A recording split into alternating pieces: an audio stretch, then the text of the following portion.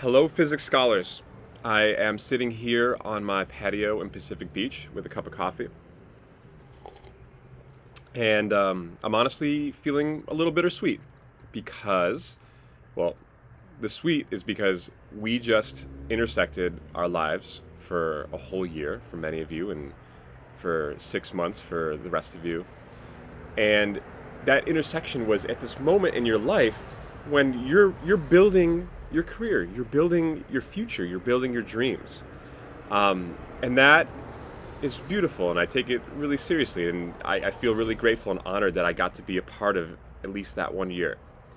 And then the bitter part of the bittersweet is that it's only a year, and I say goodbye, and you all go off and go do your great things and live your lives. Um, so I don't know what to do with that, and I don't know how to say goodbye all the time. But I feel like a good start is just to pretend this is like a mini graduation speech, and I'm, sharing a little bit of wisdom and stuff that I've picked up. So that's what I'm gonna do.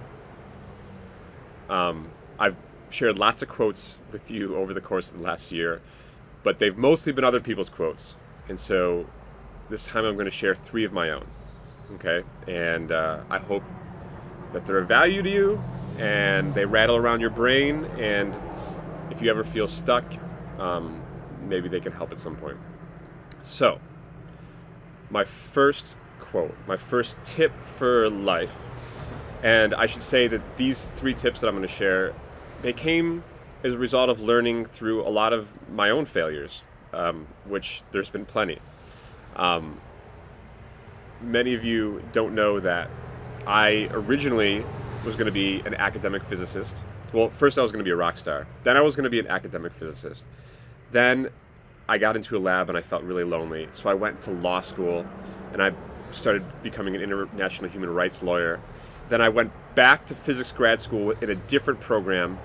Still, it's Scripps, like by the beach. My office was the beach. And I still wasn't happy.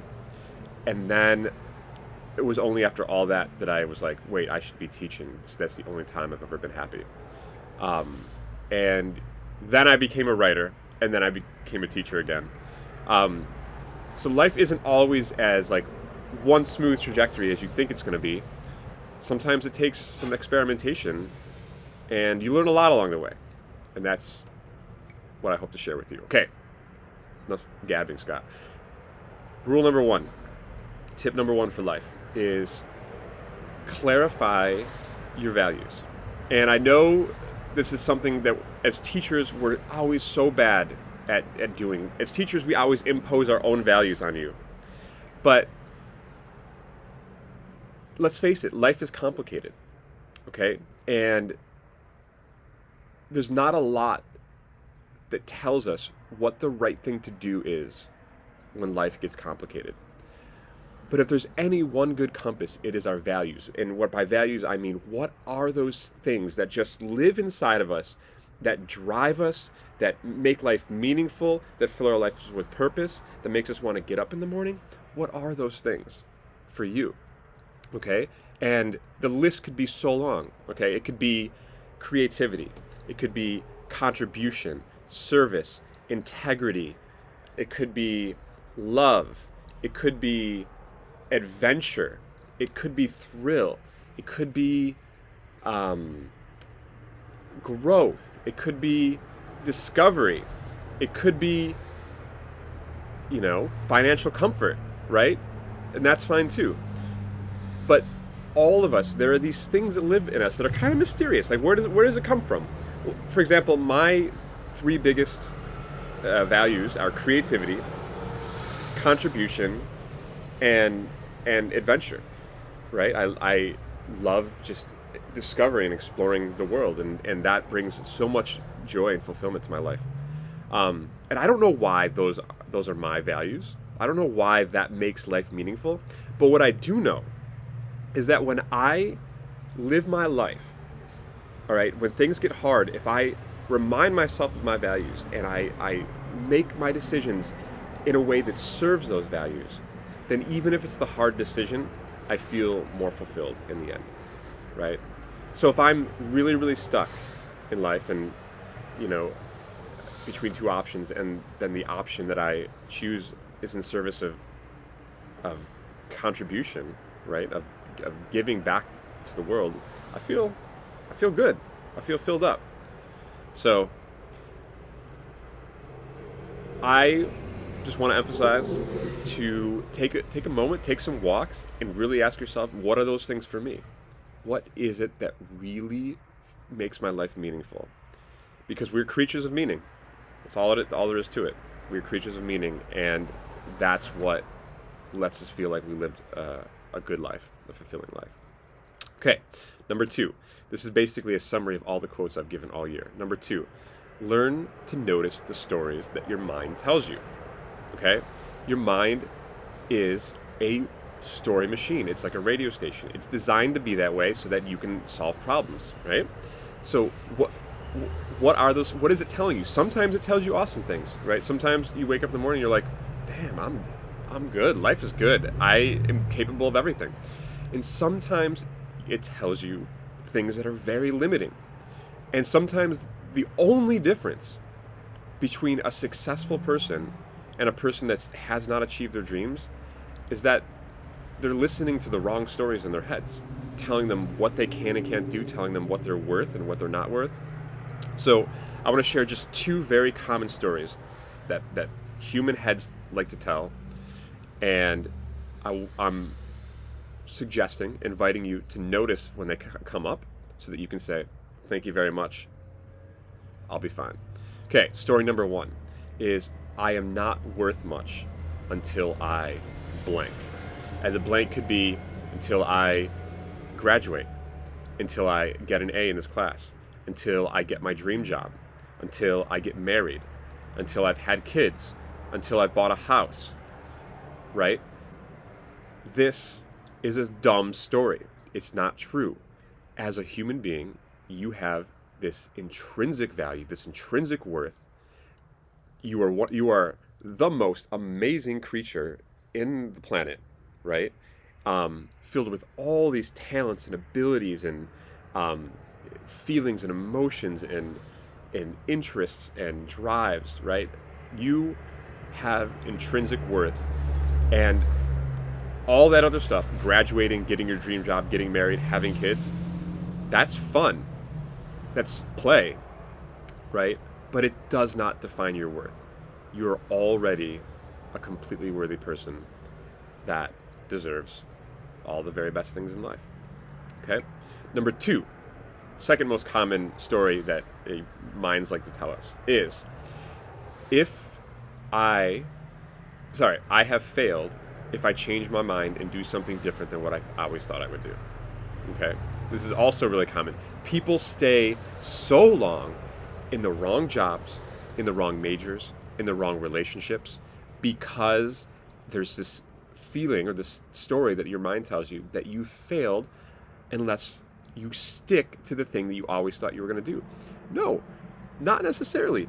We don't know ourselves very much at 16, 18, 20, 24, 30 years old. Life is this experiment. We're continually getting to know what really drives us, right? And what are, as I said before, what are our values? What really makes life meaningful? And so don't be afraid to experiment. If you're doing something that's making you miserable, right? Ask yourself, maybe don't jump ship right away, but ask yourself why, and see, is there something else that I could do in life that's more aligned with my values, that'll be more fulfilling? If I was still stuck inside of a lab and not teaching and interacting with people, I would be miserable. But I made that brave decision to step away, even though I told my parents and my family that I was going to be a PhD physicist doing research at the cutting edge of science, right? And then I was like, wait, no, I'm going to teach high school.